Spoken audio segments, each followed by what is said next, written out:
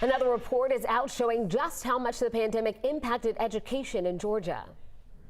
According to the Education Recovery Scorecard, some students lost as much as a year's worth of progress in both math and in reading. And as 11 Alive Jerry Carnes reports, the impact varies widely from district to district, so the recovery will vary as well.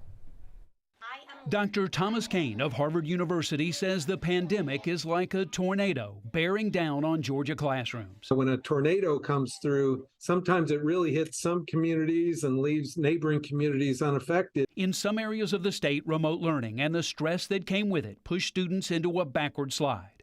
Kane and others created the Education Recovery Scorecard. It's a comparison of 3rd through 8th grade test scores in math and reading from 2019 before the pandemic to this school year. A decline in test scores is viewed as a loss of classroom time. For example, Georgia's average math scores are calculated as a loss of nearly half a school year. Reading scores are viewed as nearly a quarter of a school year lost. The biggest impact appears to be in Sumter County. The report calculates students lost more than a year when it comes to math scores. Compare that to math scores in the city of Decatur, where students gained a quarter of a year despite the pandemic.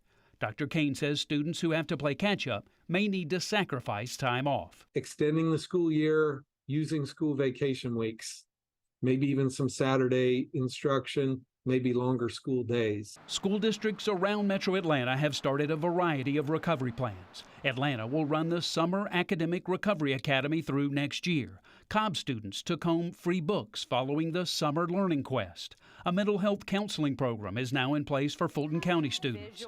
Dr. Kane says it's unlikely a full recovery will come this year. In some districts, it might not happen next year.